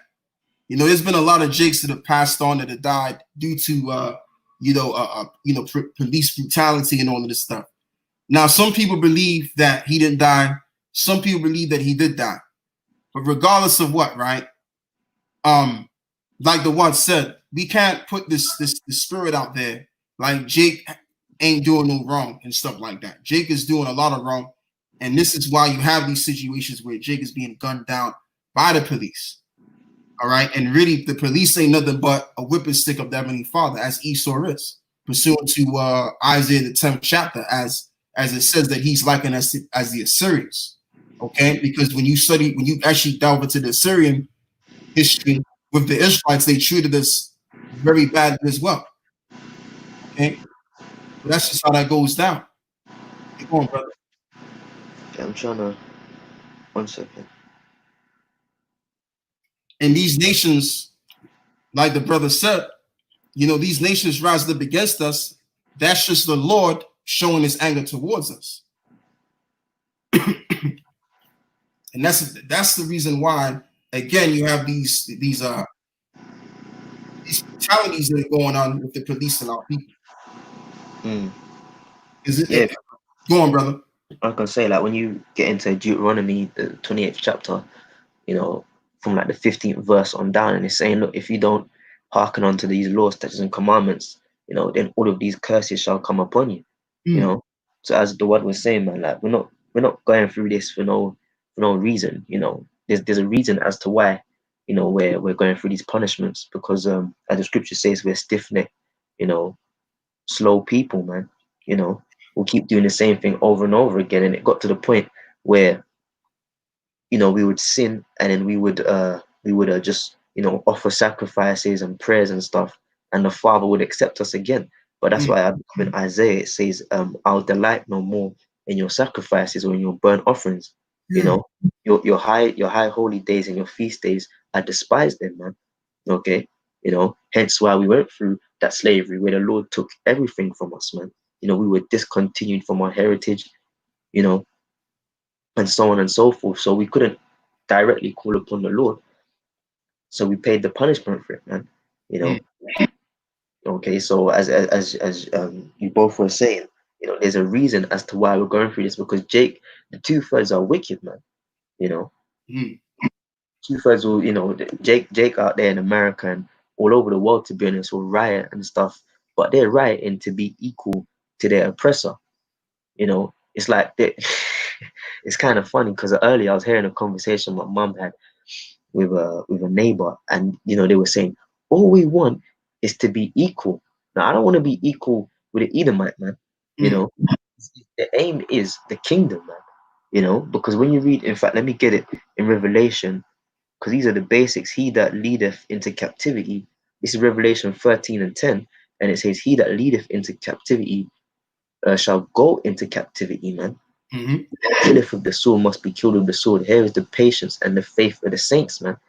Okay, and through that patience, that this period which we're going through right now, which is the suffering, man, that's the knowledge we have that, look, in the kingdom, those people that put us in slavery, as you were saying, the whipping stick of the Lord, these Edomites, it's not good enough that they wash our feet, or they go in the crowd and put up the fist and say, I'm sorry for my ancestors. That's not good enough, man. The reparation, what's going to happen is this, man. He that leadeth into captivity shall go into captivity, man. That's what's gonna hit the mark, man. And that's where the bus is, because, like you said, brother, all of this setting up placards and protesting with us more than we are, right? And washing our feet, it's not going to trump their judgment. Their judgment is already written and it's preordained. And like I said earlier in this live, Esau doesn't have a shoe, nor a cloak, nor a hat for his sins. So being that that's the case, all they're doing is they're wasting their time, man. They're wasting their time and their effort in terms of pleasing us, thinking that somehow, some way, God is going to forgive them for what they've done. The Lord ain't going to forgive you, because you are not of the people that the Lord has died for. On top of that, the Lord didn't die for their sin. So whatever sin they commit is stained upon them forever, and it shall go down in the dust with them, as we just read in Job, the 14th chapter. Quick one again. You going, brother? This is Amos 9:8. Behold, the eyes of the Lord power are upon the sinful kingdom, and I will destroy it from off the face of the earth. And I will destroy it from off the face of the earth. Go on, brother. Saving that I will not utterly destroy the house of Jacob, saith the Lord. Yeah, because when you read that particular scripture right there, now at first it's aiming at Israel, but we can very well apply that scripture today upon Edom, because their kingdom, beginning with America, will be decimated off the face of the map due to a nuclear war that's pending. That's how the Lord is going to destroy this sinful kingdom off the face of the map. And how is it a sinful kingdom? Let's get Isaiah, I believe it's the 24th chapter, not 24, Isaiah, I think it is Isaiah 24. where they've changed the the ordinance. Oh yeah. 1 second. Come. So yeah, I mean, America has, and not just America, but also these Western countries. We're really, I mean, I'll start with America because America is the influence of the world. America has influenced people to do exactly what they feel, do as that will. Okay, and promoting just androgyny all around. This is and that's just me, speaking on one thing or a couple of things that they're doing, but there's a lot of things that America's been pushing out there to the world and influencing people to do these sort of things. So what's going to be the payback for that? The judgment has to come. Great destruction has to come upon them. And the thing also is this ideology of white supremacy, where the lighter you are, the greater you are. And that's what they was pushing on those Elamites when they were in India. And that's why you go to India right now, they're under this this mindset where the darker you are, the less fortunate you are, the whiter you look, the more fortunate you are. So Esau has spread this philosophy all around the world. Okay, so what's going to be the payback of that? You know what I'm saying? Like it has to be some kind of payback for that, man. And what's going to happen to them is written in the scriptures, and it's ordained. So all of this washing, doing this, and all of that stuff, and you may have a couple of Edomites. They may say, "Well, I don't agree with what my government did. I don't agree with what our forefathers did." But guess what? All of us are one and the same. All of us are connected as one race. If you look at the ancient Egyptian empire, it wasn't just the top tier family that got destroyed. It was the whole family of the Egyptians. Because you had different classes of Egyptians. You had obviously the working class, all right? You had all different branches of class, even in Egypt. But yet all of them got destroyed as a race. All of them did, because they were all under the same banner and they're all one people and they share the same common ideas. Okay? So it's the same thing with these devils too. Go on, brother. Yeah, this is the book of Isaiah 24:5, and it says, "The earth also is defiled under the inhabitants thereof, because they have transgressed the laws, changed the ordinance, broken the everlasting covenant." And that's why it says in Amos the 9th chapter, the 8th verse, it says that the Lord will destroy the sinful kingdom of the face of the earth, because America is that sinful kingdom. All right. And like I said, this society has totally flipped the script when it concerns the truth, bended the truth down, and then pretty much brought forth their lies. All right. And changed times and going as far as changing weathers as well, the changing the weather patterns. Okay. I got another one. Go on, brother. Real quick, Isaiah 5:20. "Woe unto them that call evil good and good evil, that put darkness for light and light for darkness, that bitter for sweet and sweet for bitter." Yeah. And that's another thing that they push, that good is bad and bad is good.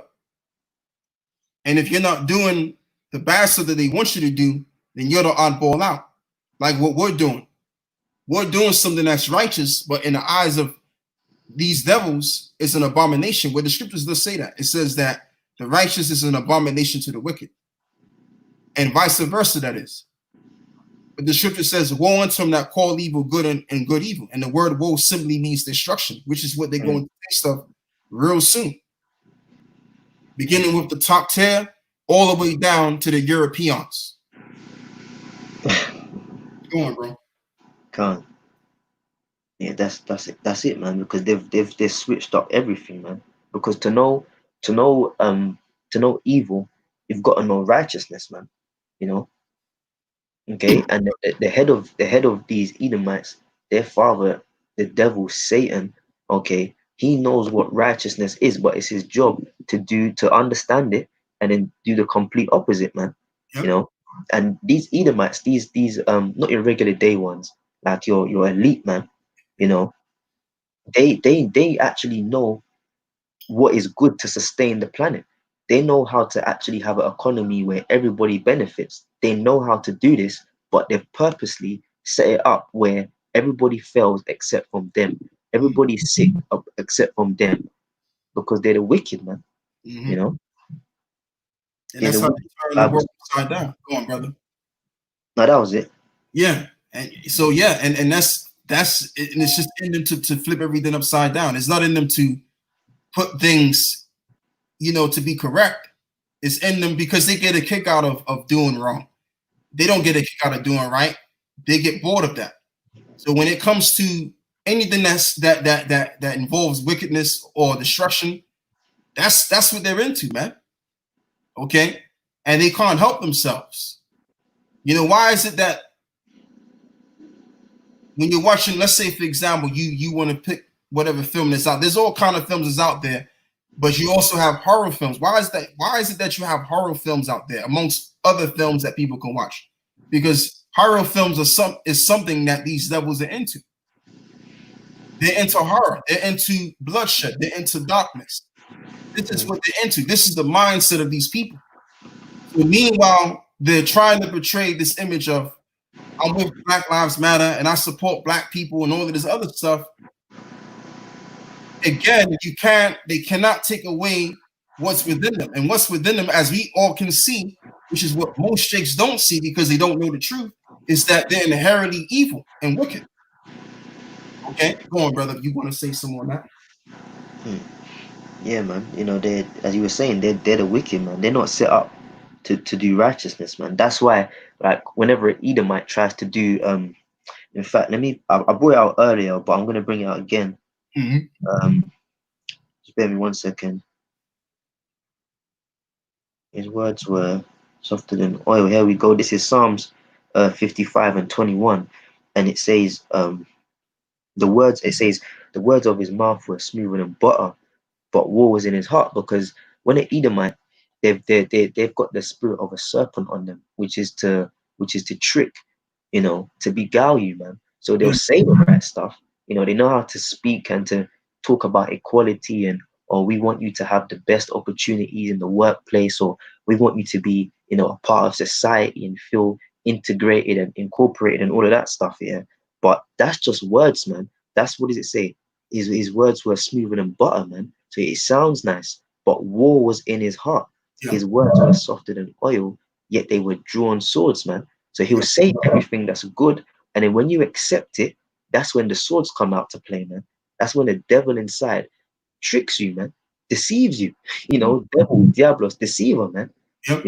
So his words are good, okay? Because when you look at what Esau's putting out there, he's pretty much agreeing and saying, yeah, Black lives do matter, and it's sad and it's a shame that society is still like this, but nothing's being done. Why? Because he doesn't want to, because that's not within his spirit. As it says, they were drawn swords, man. So it's all about tricking Jake, like you were saying, this BLM, Black Lives Matter movement. It's all a setup.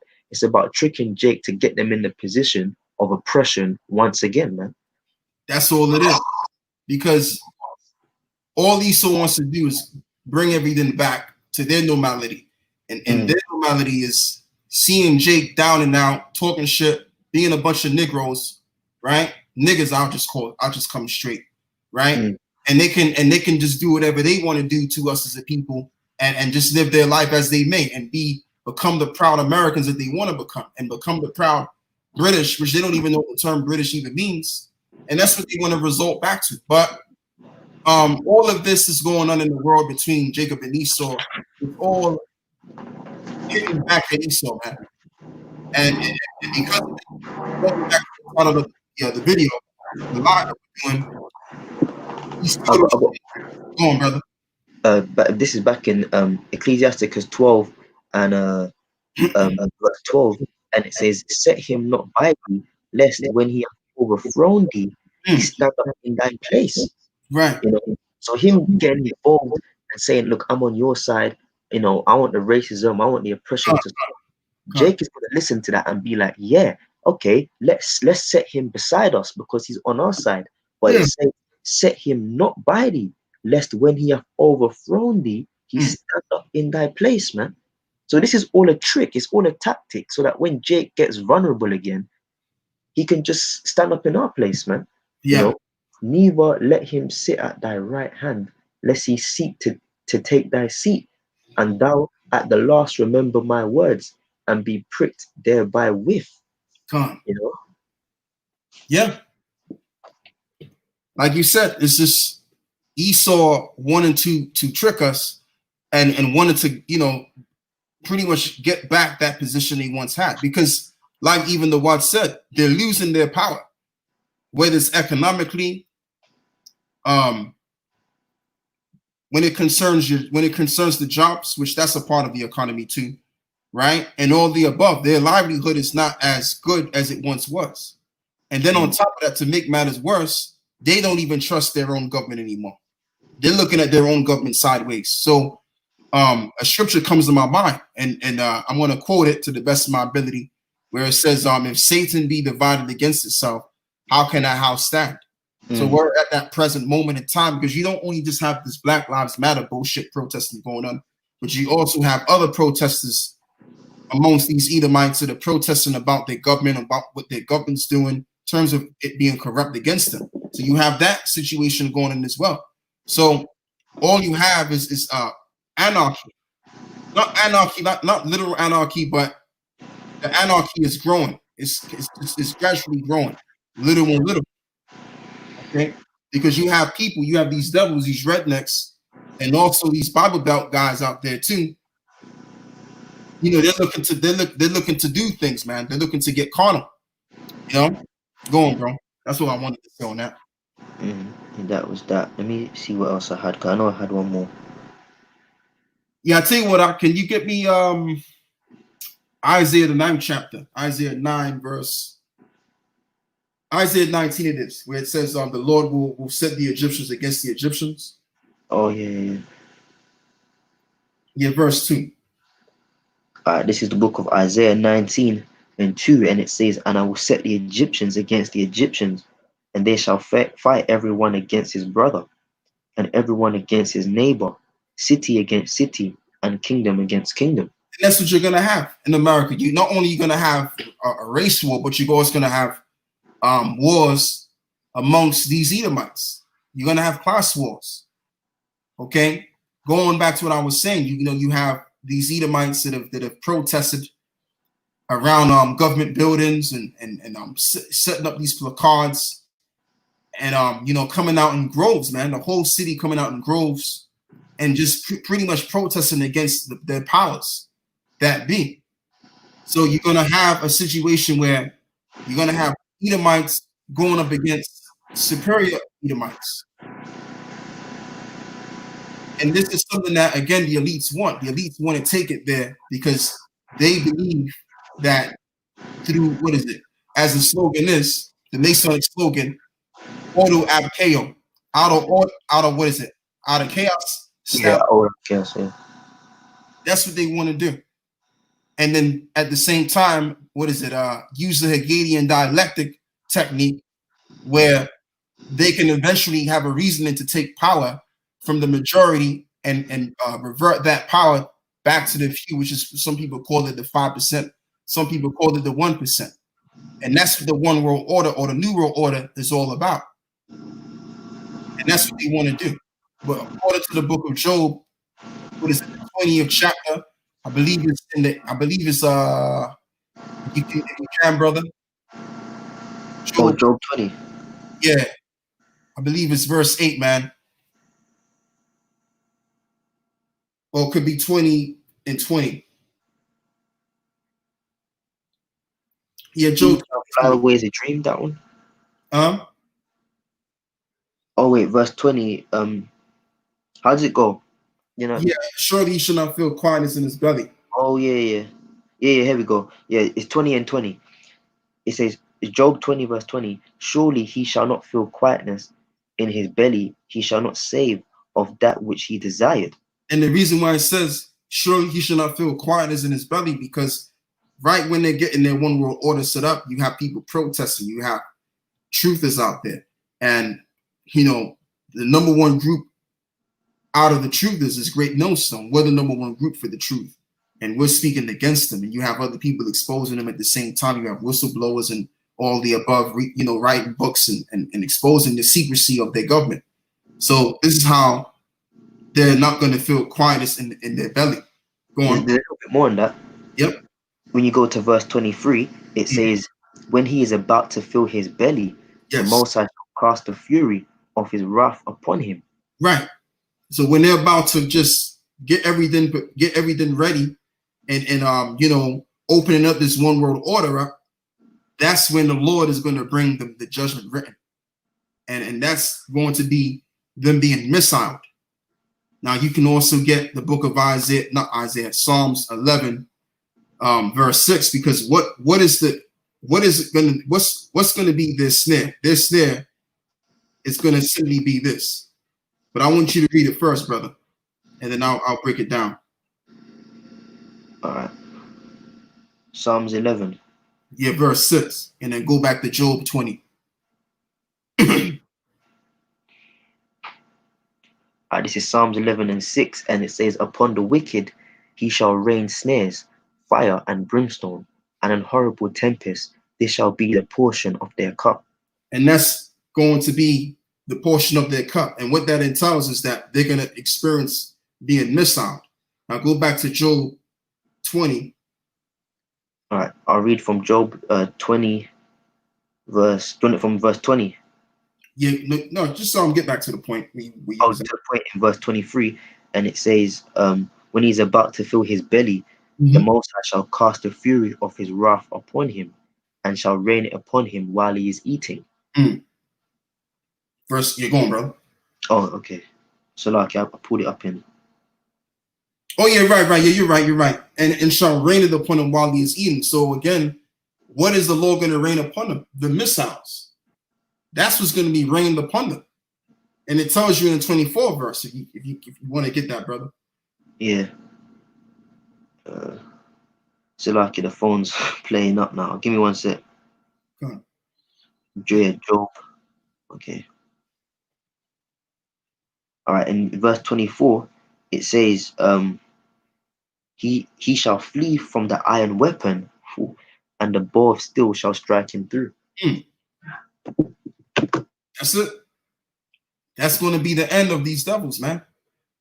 Is that they're going to be missiled. And it's not going to just be the top elite that's going to be missiled, which really the top elite, they're going to actually escape what's getting ready to come down.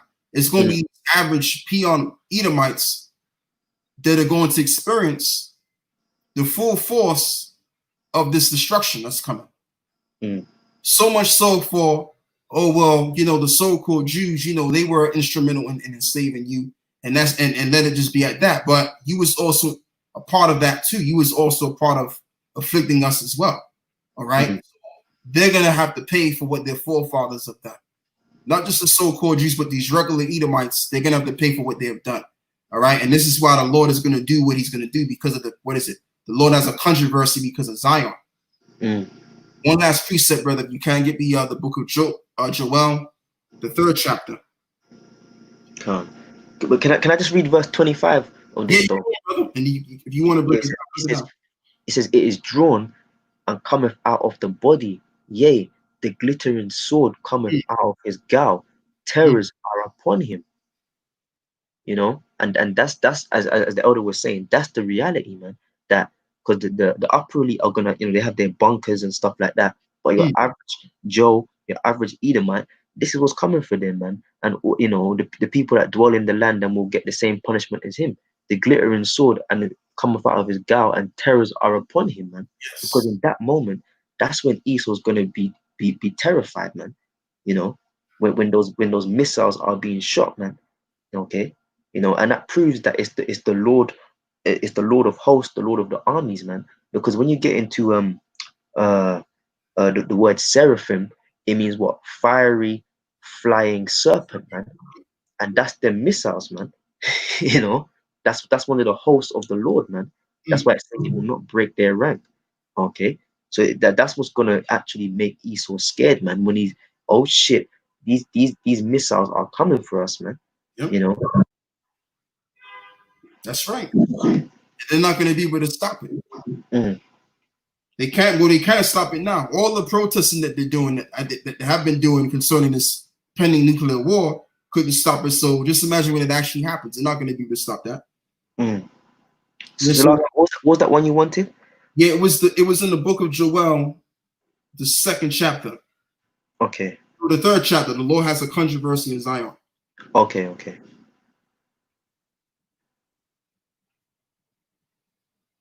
Let me scroll down to it.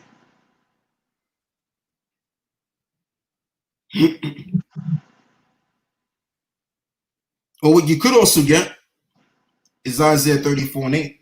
Yeah, I had that on deck. Come on, this is good. Let me get that 34. Okay, so this is Isaiah 34. Load it up. Verse 8, and it says, "For it is the day of the Lord's vengeance and the year of recompenses for the controversy of Zion." Exactly. And that's how the Lord is also coming down to execute judgment, because he's looked down upon earth and seen his people suffering and being afflicted. So the Lord has a controversy of Zion concerning Edom as to what they've done. And also the Lord has to get the 2 individuals that pierced them as well, according to Revelations 1 and 7. So it's all out vengeance against the nation of Esau and Edom. Mm. You know, and when you really check it out, man, Esau came into power, and it seemed like a very long time as he's been ruling for, but it's actually been fast, man. When you check it out, because time moves very, very fast. But when you really look at it, you look at 500 years, it's not really that long of a time, man. To be honest with you. You know, as the scripture says, one day, a day to the Lord is as 1,000 years. So it's only been about 12 hours since the Lord had Esau rule. Mm. You know? Mm. And now all of a sudden we're in a time, approaching that time, that he's going to be destroyed.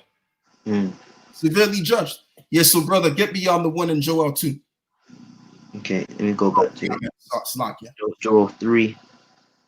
I'm trying to find. Is there a particular verse you wanted? Yeah, I think it's in. Let me see some real quick.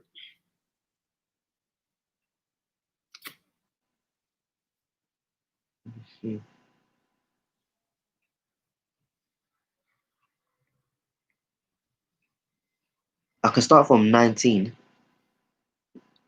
All right, bro. Yeah, this is Joel 3 and 19. It says, "Egypt shall be a desolation, and Edom shall be a desolate wilderness." And that right there, and check this out. It says Egypt shall be a desolation, right? And then it makes mention of Edom. That tells you right there that that's not talking about actual Egypt. This is talking about America. Because America, according to Revelations, also the 11th chapter, is known as Sodom and Egypt. So this particular Egypt is referring to America. Go on, brother. For the violence against the children of Judah, because they have shed innocent blood in their land.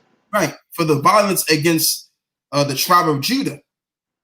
So they've shedded blood against our people within this particular area, such as America predominantly. We talk about lynchings. We talk about using all manner of torturing techniques against our people back when we was in hardcore slavery, and raping our people at the same time. They did all of this stuff. So that has to be repaid back. Go on, brother. And it says, "But Judah shall dwell forever, and Jerusalem from generation to generation. But I will cleanse their blood that I have not cleansed, for the Lord dwelleth in Zion." Right, for the Lord dwelleth in Zion. Go on, brother. Yeah, that was the last verse of it. Hold on, let me see something real quick. I believe it's in Joel, the 3rd chapter, man. Let me see something. Just bear me for 1 minute.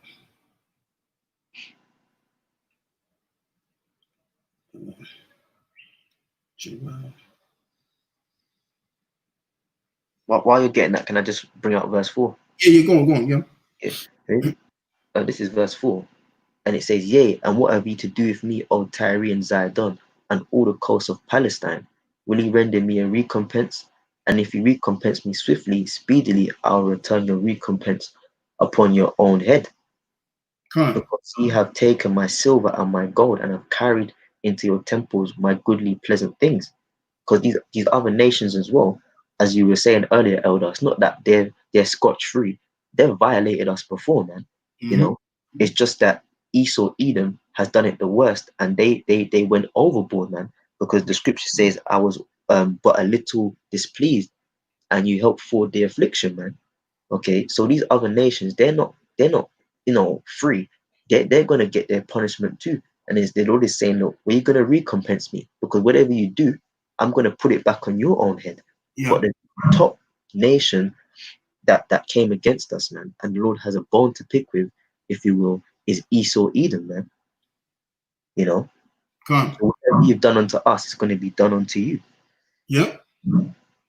And that's just the thing. And I mean, these nations have afflicted us too in the past, but the main afflicting oppressor is the people of Esau and Edom. And this is why they have to get it. They have to get it the worst. And plus the Lord has to show an example as to why you don't live the way that these people live. And treat the nation of Israel the way that they treated us. So it all works out in our favor, man. And then also obviously the Lord's favor. Because the Lord is going to make an example out of Esau. Yeah, so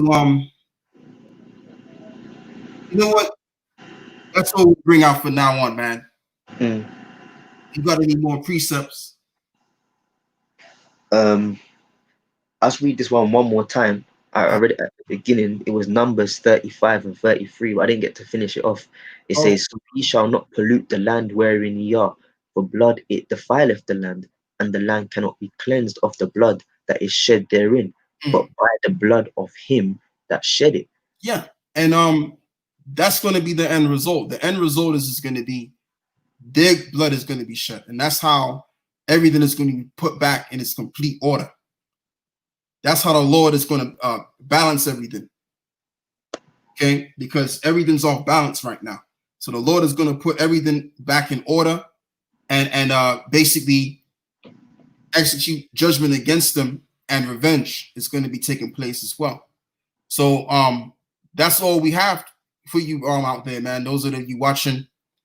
And just to say this as well, these Edomites, all they're doing is just wasting their time trying to be righteous, trying to appear before all of our people. It's not going to trump their judgment, man. What it is they're ashamed of themselves, and they don't like the fact that everything about them is being exposed through this George Floyd situation. You know, and this right here is very well going to get Jake to wake up more so to see the truth about these devils.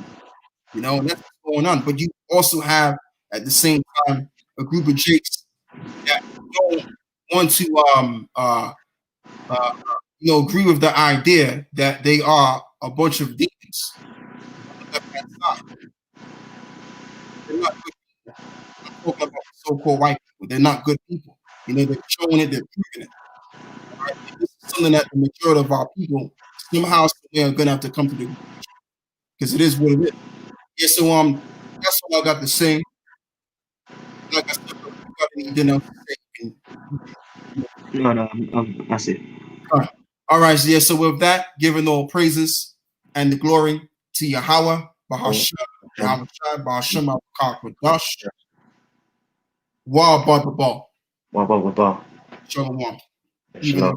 Even watch as well. Shalom.